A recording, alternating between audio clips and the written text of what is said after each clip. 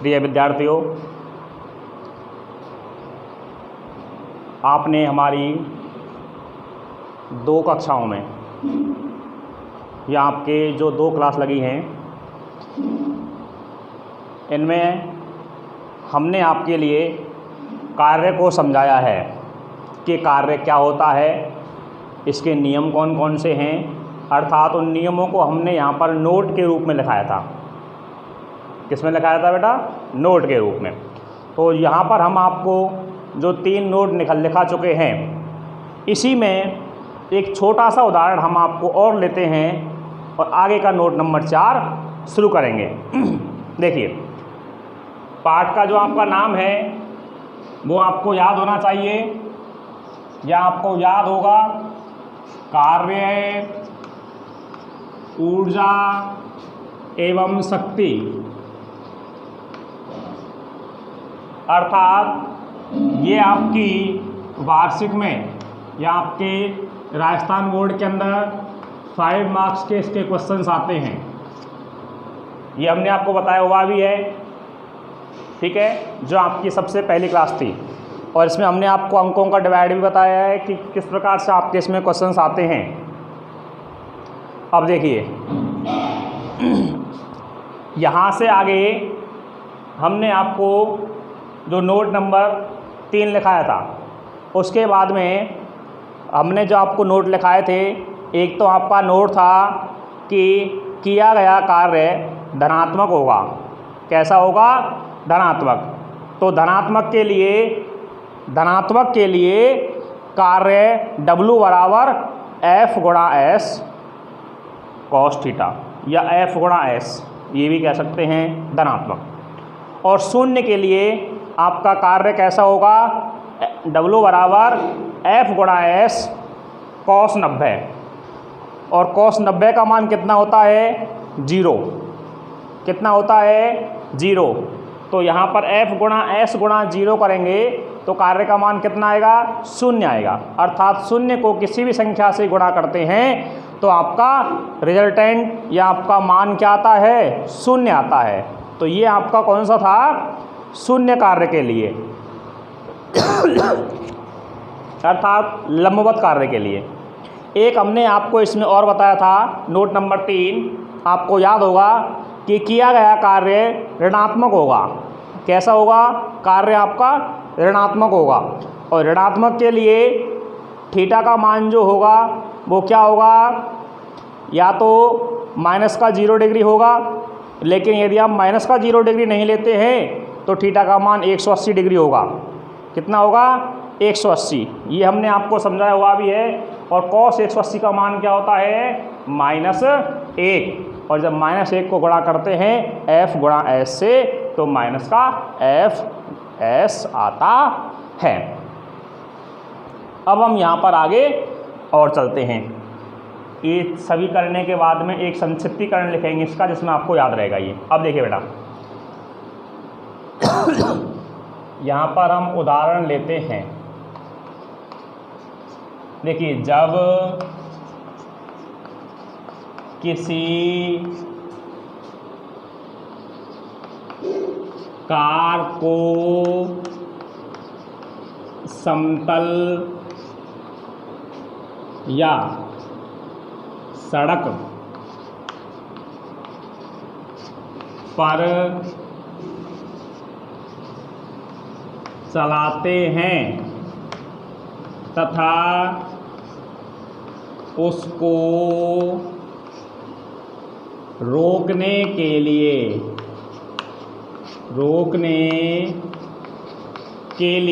अब देखिए, आपकी जो गाड़ी है, चाहे मोटरसाइकिल है, चाहे कार है, चाहे बस है, चाहे ट्रक है, कुछ भी है, लेकिन यहाँ हमने क्या लिया है? जब किसी कार को समतल या सड़क पर चलाते हैं, सॉरी चलते नहीं चलाते हैं, इसे मात्रा लगाना भूल गए, चलाते हैं तथा उसको रोकने के लिए क्या लगाते हैं? ब्रेक लगाते हैं। उसको रोकने के लिए क्या लगाते हैं? ब्रेक लगाते हैं। तो रोकने के लिए ब्रेक लगाने पर अर्थात गाड़ी की गति की दिशा, गति की दिशा के विपरीत एक बल कार्य करता है, बल कार्य करता है।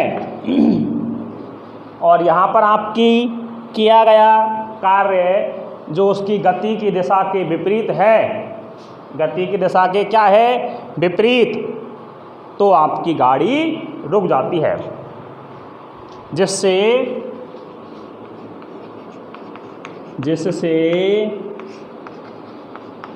कार कुछ समय बाद रुक जाती है। क्या होती है, गाड़ी आपकी कुछ समय बाद में रुक जाती है। और यही हमें देखना है कि जब चलती हुई कार को ड्राइवर उस गाड़ी को रोकने के लिए या गति को कम करने के लिए ब्रेक लगाता है। क्या लगाता है, ब्रेक लगाता है। तो यहाँ बल एवं विस्थापन एक दूसरे के विपरीत होते हैं। बल एवं विस्थापन क्या होते हैं, एक दूसरे के विपरीत। तो यहाँ से हम जो निष्कर्ष निकालते हैं, निष्कर्ष क्या निकलता है, यहाँ पर बल गाड़ी की दिशा के विपरीत कार्य करता है। कहाँ कार्य करता है बेटा, विपरीत। तभी जाकर के आपकी गाड़ी रुकेगी। ये आपको निष्कर्ष याद रख लेना है। ये हमने समझाया है और ये आपका निष्कर्ष है। तो इसको बेटा आप उतार लीजिए। इसमें हमने बहुत ही सिंपल तरीके से, बहुत ही सिंपल इजी भाषा में इसको काम में लिखा है। और ये आपका निष्कर्ष निकला है कि यहाँ पर बल गाड़ी की दिशा के विपरीत कार्य करता है। तभी जाकर आपका, या हम कह सकते हैं बल गाड़ी की दिशा, और गाड़ी की दिशा को हम क्या कहते हैं, विस्थापन भी कहते हैं। विस्थापन के विपरीत कार्य करता है। किसके विपरीत कार्य करता है बेटा, विस्थापन के विपरीत कार्य करता है। आप इसको उतार लीजिए। इसमें ऐसा कुछ भी नहीं है, बहुत ही सिंपल एवं सीधा भाषा में इसको हमने यूज लिया है। इसके बाद में हम आपको इसका नोट नंबर 4 करवाएंगे। कौन सा करवाएंगे बेटा, नोट नंबर 4। तो आपको ये नोट कर लेना है, आपको उतार लेना है। इसके बाद में हम इसको मिटाएंगे और नोट नंबर 4 शुरू करेंगे। उतार लीजिए इसको। और ऐसा इसमें कुछ भी नहीं है कि हमने कुछ अलग लिखा है। उतार लिया है आपने, अच्छी बात है, उतार ली। अब देखिए, अब हम लेते हैं नोट नंबर 4।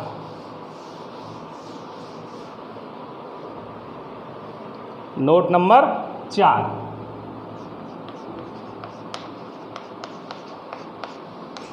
देखिए।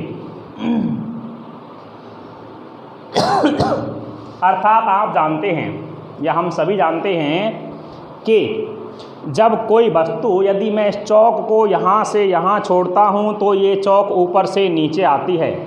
और इसके आने का जो कारण है वो पृथ्वी के गुरुत्वीय त्वरण या पृथ्वी के केंद्र के कारण लगने वाले गुरुत्वाकर्षण बल के कारण ये वस्तु ऊपर से नीचे की ओर, इस पर एक बल कार्य करता है। और उस बल को हम क्या कहते हैं, पृथ्वी के केंद्र के कारण लगने वाले गुरुत्वीय बल या गुरुत्वीय त्वरण के कारण ये वस्तु ऊपर से नीचे की ओर गिरती है। ठीक है, तो अगला नोट आपका यही होगा। देखिए, जब कोई वस्तु ऊपर से नीचे गिराई जाती है, जब कोई वस्तु ऊपर से नीचे की ओर गिराई जाती है, अर्थात कोई वस्तु को हम ऊपर से नीचे गिराते हैं, देखिए जैसे कि ये हमारी छत है, आप मान लीजिए कि आपके मकान की छत है, और इस छत पर हम यहाँ से नीचे की ओर कोई पदार्थ फेंकते हैं या नीचे की ओर गिरते हैं, और ये हम मान लेते हैं कि आपकी गेंद है। क्या है? गेंद। तो जो यहाँ से यहाँ तक की ये दूरी है, इसको हम क्या कहते हैं बेटा? एच कहते हैं। क्या कहते हैं इसकी? एच, या इसको हम कहते हैं ऊंचाई। ऊंचाई कहते हैं या एच कहते हैं। अब देखिए, पृथ्वी के कारण यहाँ पर लगने वाला जो त्वरण है वो क्या है? जी। इस जी को हम बोलते हैं गुरुत्वीय त्वरण। गुरुत्वीय त्वरण। और जब ये वस्तु ऊपर से नीचे आती है तो कुछ इसका क्या होता है? द्रव्यमान होता है। इसके भार को हम क्या कहते हैं? द्रव्यमान कहते हैं। उसको किससे दर्शाते हैं? एम से दर्शाते हैं। किससे दर्शाते हैं बेटा? एम से दर्शाते हैं।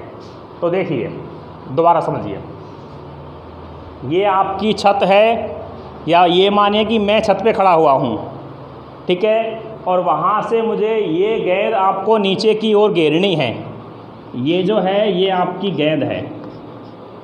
क्या है बेटा? ये आपकी गेंद है। ये आपकी गेंद है, ठीक है।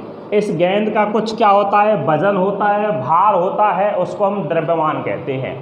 और द्रव्यमान को हम किससे लिखते हैं? एम से लिखते हैं, क्योंकि द्रव्यमान को जो इंग्लिश वर्ड हम पढ़ते हैं उसको पढ़ते हैं मास, MASS, ठीक है। और यहाँ पर हम जो गुरुत्वीय त्वरण के लिए पढ़ते हैं, ठीक है, तो उसको हम जी लेते अर्थात ग्रेविटी, ठीक है। इसके बाद में हम एच, ऊंचाई, इसको हाइट पढ़ते हैं। अब देखिए, हम इसको लिखेंगे कि एक एम द्रव्यमान की वस्तु स्वतंत्र रूप से ऊपर से नीचे की ओर गिराई जाती है। स्वतंत्र रूप से ऊपर से नीचे की ओर गिराई जाती है, जिससे उसमें दूरी पैदा होती है। और जो ये आपकी दूरी होती है उसको हम यहाँ पर क्या कहते हैं? विस्थापन कहते हैं। इसको हम क्या कहेंगे बेटा? यहाँ पर विस्थापन कहेंगे। क्या कहेंगे इसको? विस्थापन। अब देखिए, यहाँ ए ऊंचाई को, एच को क्या कह दिया? विस्थापन। इसका भार क्या हो गया? एम। पृथ्वी के कारण लगने वाले बल को क्या कहते हैं? गुरुत्वीय त्वरण। और ये आपका क्या होता है? एक बल होता है। क्या होता है? बल। अब देखिए, अब जब हम इसको पढ़ेंगे तो कैसे पढ़ेंगे वो देख लीजिए। जब एम द्रव्यमान की वस्तु को स्वतंत्र रूप से नीचे की ओर, नीचे अर्थात धरती की ओर गिराने पर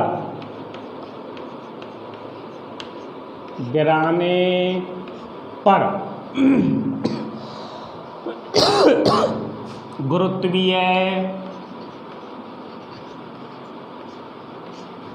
त्वरण स्मॉल जी एक बल लगता है तथा वस्तु के द्वारा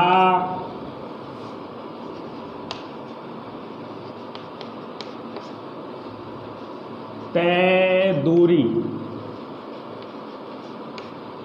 तय दूरी, इसको हमने यहाँ पर क्या लिया है, ऊंचाई, जो विस्थापन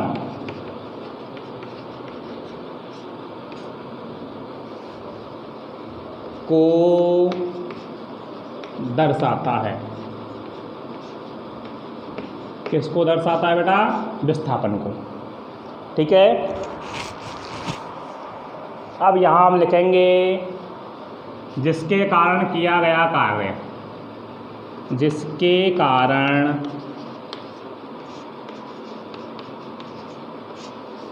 किया गया कार्य, किया गया कार्य बराबर हम इसको लिखेंगे बल गुणा विस्थापन। ठीक है, W बराबर बल कौन सा लग रहा है, गुरुत्वीय बल। यहाँ पर हम इसको लिखेंगे गुरुत्वीय बल।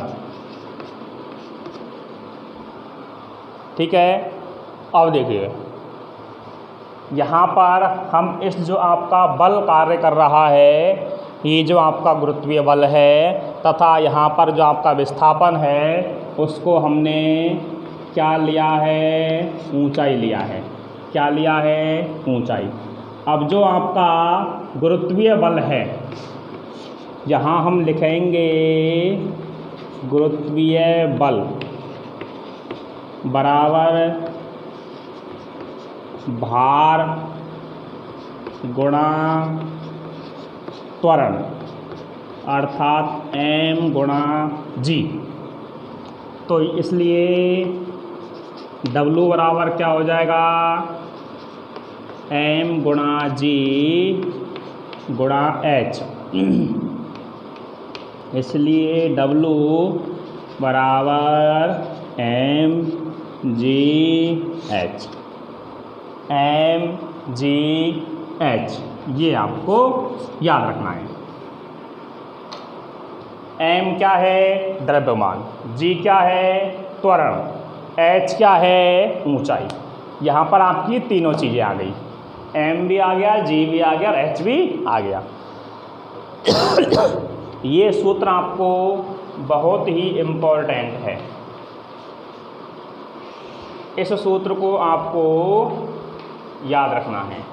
ठीक है, ये सूत्र आपके आंकिक सवाल करने के बहुत काम आएगा। किसके लिए, आंकिक सवाल करने के लिए। अभी हम यहाँ पर इसको एक बार दोबारा पढ़ेंगे। देखिए,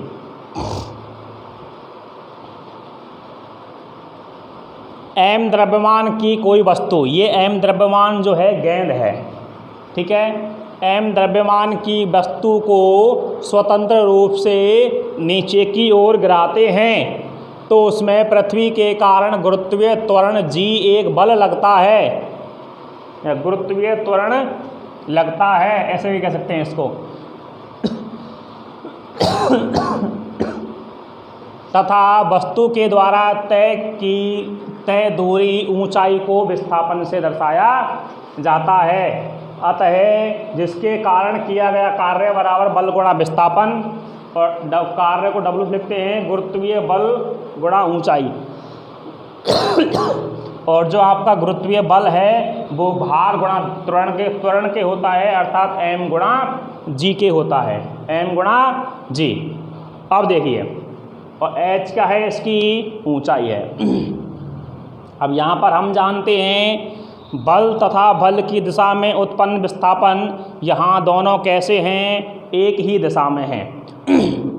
गुरुत्वीय त्वरण बल कहाँ लग रहा है, नीचे की ओर। बॉल कहाँ गिर रही है, नीचे की ओर।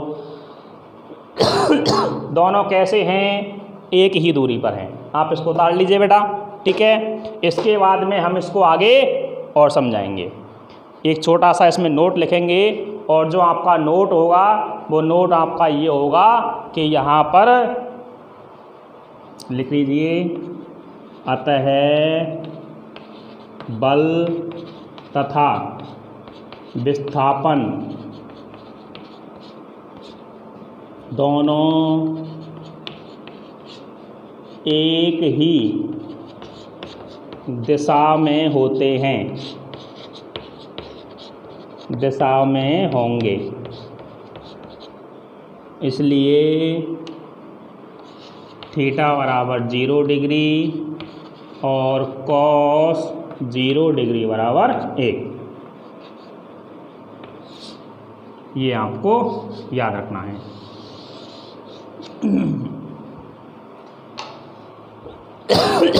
उतार लें इसको। इसके बाद में हम लिखते हैं कार्य के मात्रक। क्या लिखेंगे? कार्य के मात्रक। नोट कर लीजिए बेटा इसको। हम इसको मिटा रहे हैं।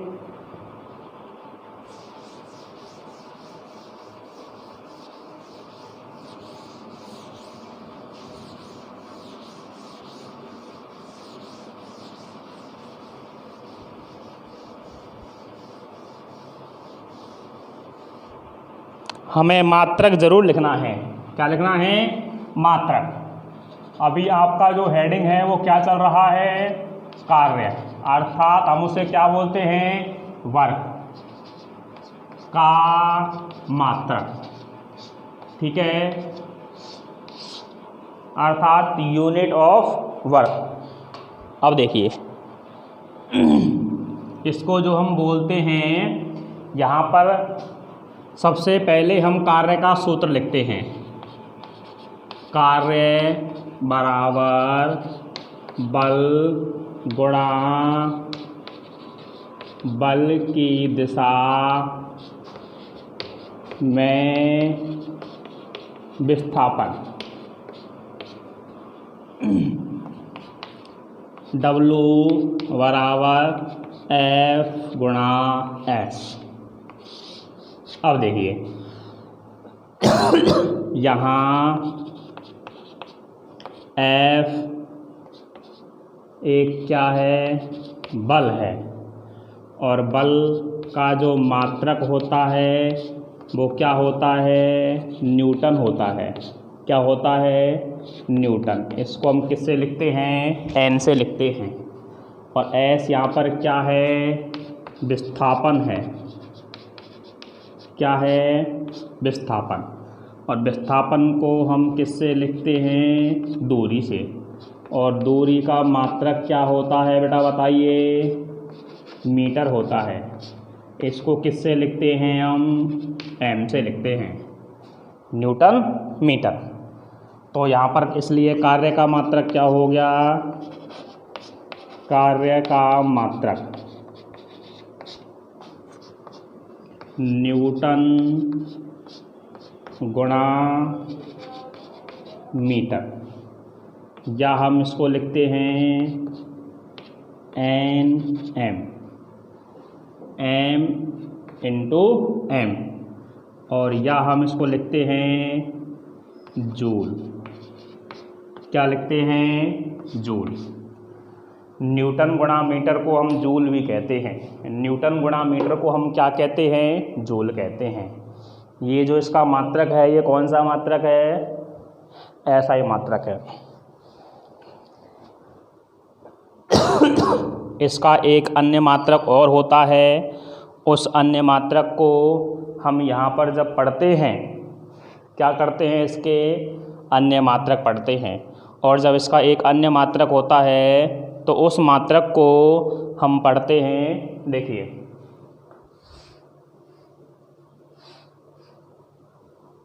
दूसरा जो आपका यहाँ पर मात्रक होता है, यहाँ पर हम इसको पढ़ेंगे अन्य मात्रक।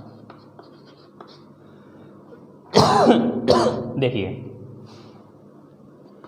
W बराबर न्यूटन गुणा मीटर। न्यूटन को हम बोलते हैं 10⁵ डाइन, और मीटर को हम बोलते हैं 100 सेमी, अर्थात 10⁵ डाइन गुणा 10⁵2 सेमी, और इसको हम बोलते हैं 10⁵7। डाइन गुणा सेमी, और जो आपका, इसको हम कार्य लिख लेते हैं 10 की घात 7, और जो आपका डाइन गुणा सेमी है इसको हम बोलते हैं अर्ग। तो यहाँ लिख लेंगे डाइन गुणा सेमी बराबर क्या होता है, अर्ग होता है। क्या होता है, अर्ग। तो यहाँ पर कार्य का दूसरा मात्रक क्या होगा, कार्य का, इसको हम बोलते हैं CGS मात्रक। इसको हम यहाँ पर क्या बोलते हैं, CGS मात्रक। तो यहाँ पर इसका जो मात्रक होता है बराबर 10 की घात 7 अर्ग, ये भी इसका मात्रक होता है। ये भी आपकी किताब में दिया हुआ है। ठीक है, ये आपके 2 मात्रक यहाँ पर आपके दिए हुए हैं। ये आपका होता है अर्ग के लिए, और ये आपका होता है मीटर के लिए, न्यूटन मीटर के लिए। ठीक है, इसको हम बोलते हैं SI मात्रक और इसको बोलते हैं हम CGS मात्रक। ठीक है, अब देखिए इसके बाद में हम जब यहाँ पर एक परिभाषा और लिखेंगे, 1 जूल की परिभाषा। देखिए यहाँ पर कार्य बराबर बल गुणा बल की दिशा में विस्थापन। बल को हम लिखते हैं F से, विस्थापन को लिखते हैं S से। F को क्या है, बल है, मात्रक क्या है इसका, न्यूटन। किससे लिखते हैं, N से। S क्या है, विस्थापन। क्या है ये, दूरी। इसका मात्रक मीटर, लिखते किससे हैं, M से। तो कार्य का मात्रक क्या आया, न्यूटन गुणा मीटर, न्यूटन गुणा मीटर। ये आपको याद रख लेना है। ठीक है बेटा, और न्यूटन गुणा मीटर को हम क्या बोलते हैं, जूल बोलते हैं। अन्य जो आपका मात्रक आएगा न्यूटन गुणा मीटर, न्यूटन को हम बोलते हैं 10 की घात 5 डाइन।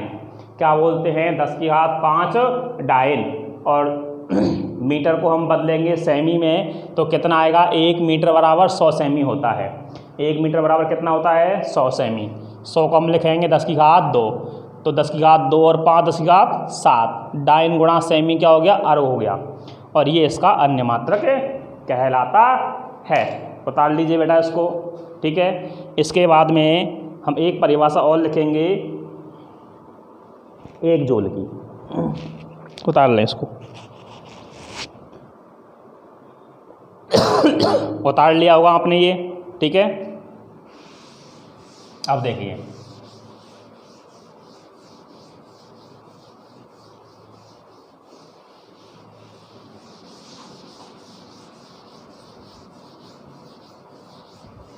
अगली जो आपको परिभाषा लिखनी है वो 1 जूल कार्य की परिभाषा, या 1 जूल कार्य।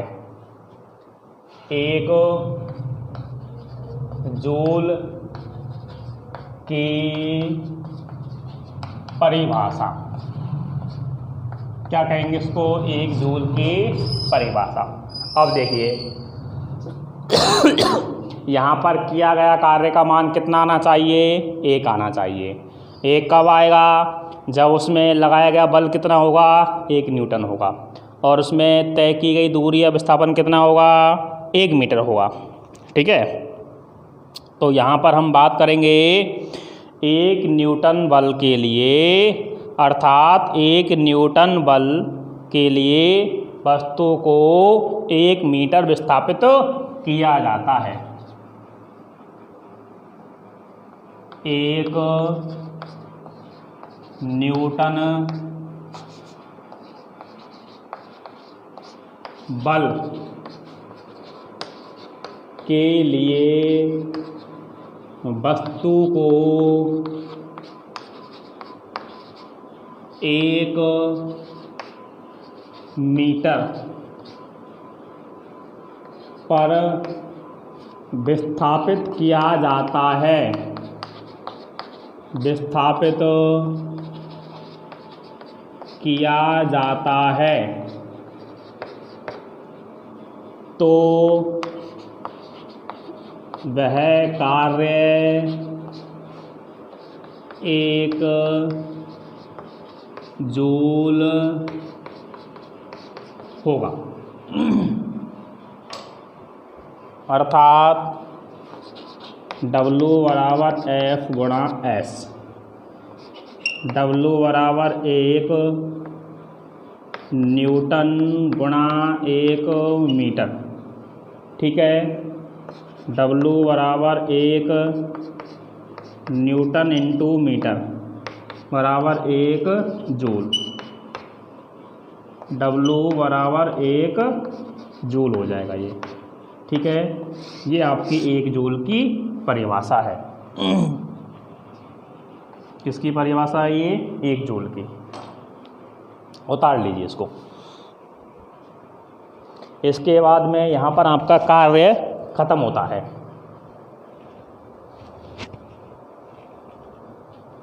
फिर हम अगला टॉपिक लेंगे किसका? ऊर्जा का।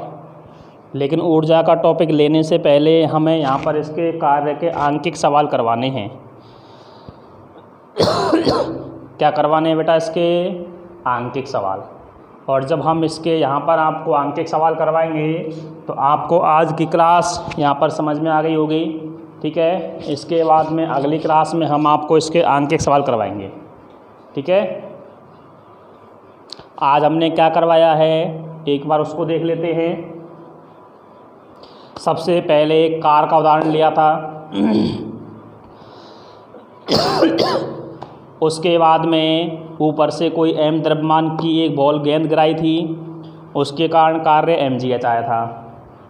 इसके बाद में हमने कार्य के मात्रक निकाले हैं और 1 जूल की परिभाषा निकाली है। केवल आपने 4 पॉइंट किए हैं बस। ठीक है, तो इनको आपको याद कर लेना है और उतार लेना है, इसको उतार लेना है आपको। इसके बाद में हम आज की क्लास यहीं पर ख़त्म करते हैं। धन्यवाद।